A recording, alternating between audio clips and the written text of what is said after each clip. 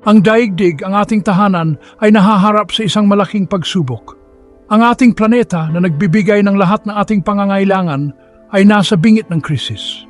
Ang pagbabago ng klima na dulot ng mga gawain ng tao ay nagbabanta sa balanse ng ating planeta. Ang mga epekto nito ay nararamdaman na natin sa iba't ibang bahagi ng mundo.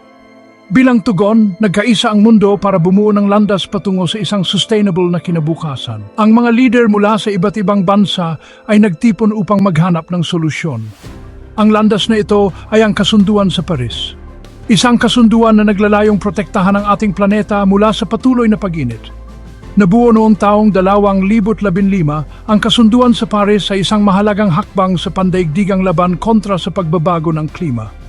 Ito ay isang kasunduan na naglalayong magkaisa ang lahat ng bansa. Ang pangunahing layunin nito ay malinaw limitahan ang pag-init ng mundo sa mas mababa sa 2 degrees Celsius kumpara sa temperatura bago ang industrialisasyon. Ito ay isang ambisyosong layunin na nangangailangan ng sama-samang pagkilos. Mas ambisyoso pa, layunin din nitong ilimita ang pagtaas sa 1.5 degrees Celsius. Ang mga siyentipiko ay patuloy na nag-aaral upang maunawaan ang mga epekto ng pagbabago ng klima. Kinikilala ng kasunduang ito ang pagiging apurahan ng krisis sa klima. Ang bawat sandali ay mahalaga, at ang bawat aksyon ay may malaking epekto. Alam nito na mahalaga ang bawat sandali. Ang oras ay tumatakbo at kailangan nating kumilos ngayon. Ang kasunduan sa Paris ay isang simbolo ng pag-asa, isang patunay ng ating kolektibong responsibilidad na pangalagaan ang planeta para sa mga susunod na henerasyon. Ito ay isang pangako na magtutulungan tayo para sa isang mas maliwanag na kinabukasan. Malinaw ang ebidensya ng siyensya. Totoo ang pagbabago ng klima, nangyayari na ito ngayon at pangunahing sanhi nito ang mga gawain ng tao. Ramdam na ang mga epekto nito sa buong mundo. Mula sa mas madalas at matinding init hanggang sa pagtaas ng level ng dagat, di may kakaila ang mga epekto ng pagbabago ng klima.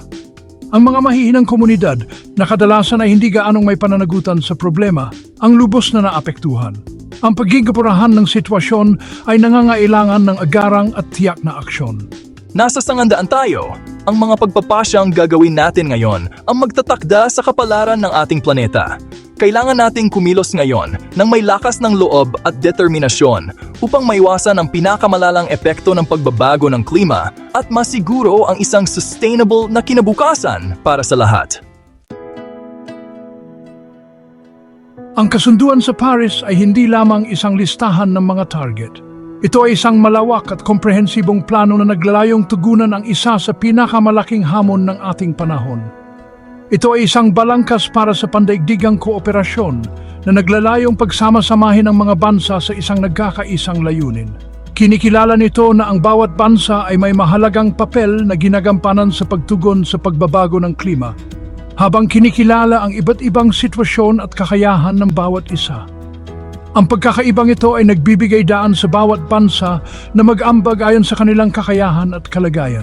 Ang sentro ng kasunduan ay ang mga Nationally Determined Contributions o NDCs. Ang mga NDCs ay nagsisilbing pundasyon ng mga pambansang plano sa klima.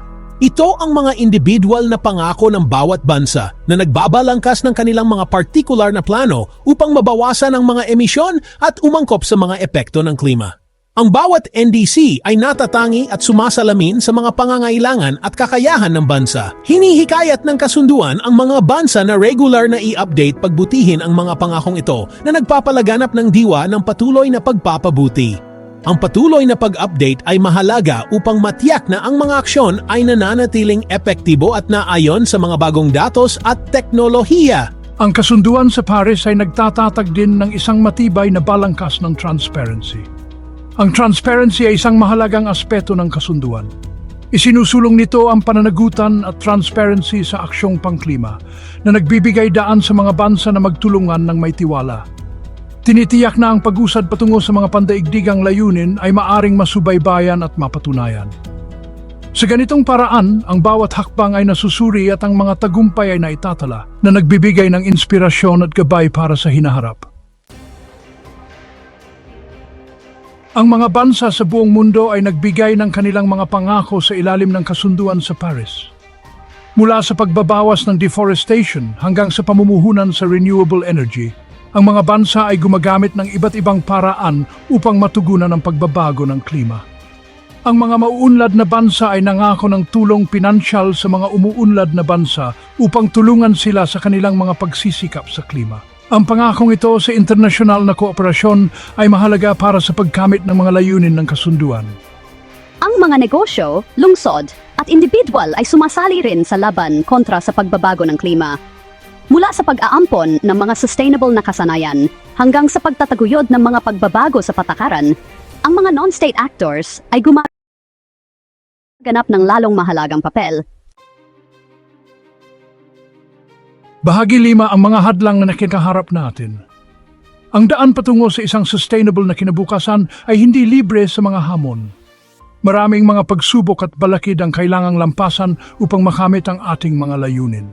Ang pagpapatupad ng kasunduan sa Paris ay nangangailangan ng paglampas sa mga makabuluhang balakid. Kailangan ng matinding kooperasyon mula sa iba't ibang bansa at sektor. Ang pagpopondo sa aksyong pangklima, lalo na sa mga umuunlad na bansa, ay nananatiling isang malaking hadlang. Ang kakulangan sa pondo ay nagiging sanhi ng pagkaantala sa mga proyekto. Ang pagpapakilos ng sapat na pinansyal na mapagkukunan ay mahalaga para sa pagsuporta sa parehong mitigation at adaptation efforts. Ang mga pondong ito ay magbibigay daan sa mga bansa na magpatupad ng mga kinakailangang hakbang. Ang paglilipat ng teknolohiya ay isa pang pangunahing hamon.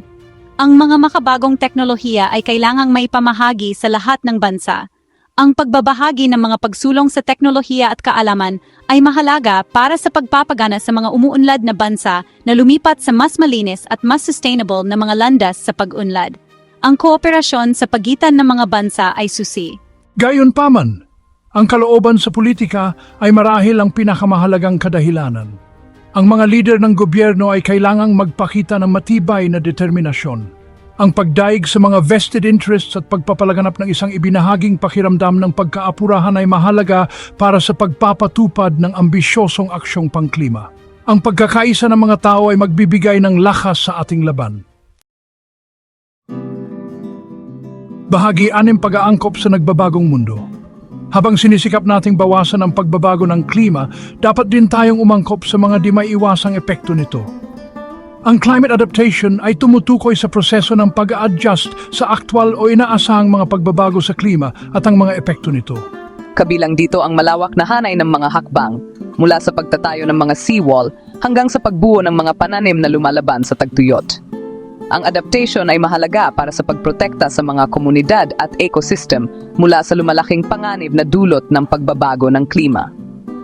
Ang mga umuunlad na bansa na kadalasang pinakamahihina sa mga epekto ng klima ay nangangailangan ng malaking suporta para sa adaptation. Ang pamumuhunan sa resilient infrastructure, early warning systems at climate-smart agriculture ay mahalaga para sa pagbuo ng resilience. Bahagi 7, pagkalugi at pinsala, pagpapagaling sa sugatang planeta. Ang pagbabago ng klima ay tiyak na hahantong sa pagkalugi at pinsala kahit na may mga hakbang sa adaptation. Kabilang dito ang mga pagkalugi sa ekonomiya tulad ng pinsala sa infrastruktura at mga pananim, pati na rin ang mga pagkalugi na hindi pang ekonomiya tulad ng pagkawala ng biodiversity at kultural na pamana. Ang pagtugon sa pagkalugi at pinsala ay isang mahalagang aspeto ng hustisya sa klima. Kinikilala nito na ang mga mahihinang bansa at komunidad ay kadalasang siyang pinakanaapektuhan ng mga epekto ng klima, kahit na sila ang pinakamaliit na nag-ambag sa problema. Kinikilala ng kasunduan sa Paris ang kahalagahan ng pag-iwas, pagpapaliit at pagtugon sa pagkalugi at pinsala. Gayunpaman, ang mga konkretong mekanismo para sa pagbibigay ng pinansyal at technical na suporta para sa pagkalugi at pinsala ay nananatiling isang punto ng patuloy negosasyon. Bahagi 8 ang kapangyarihan ng sama-samang pagkilos. Ang mga hamong dulot ng pagbabago ng klima ay komplikado at maraming aspeto, ngunit hindi ito imposible. Ang kasunduan sa Paris ay isang patunay sa kapangyarihan ng sama-samang pagkilos. Sa pamamagitan ng pagtutulungan, pagbabahagi ng kaalaman at mapagkukunan, at pagpapalaganap ng diwa ng pagkakaisa, maaari nating malampasan ang mga hamong ito at lumikha ng isang sustainable na kinabukasan.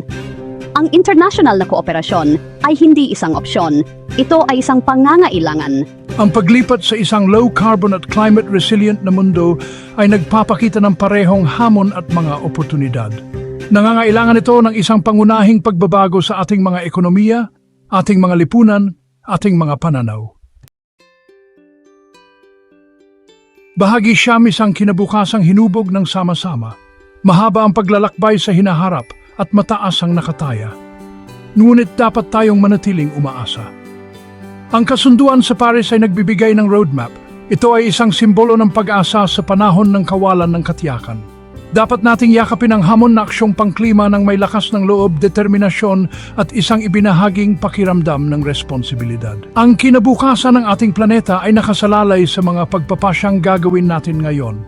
Kumilos tayo ng sama-sama ng may pagmamadali at layunin upang lumikha ng isang mundo kung saan kapwa ang mga tao at kalikasan ay maaring umunlad. Ang legacy na iiwan natin ay huhusgahan hindi sa ating mga salita, kundi sa ating mga aksyon. Panahon na para kumilos.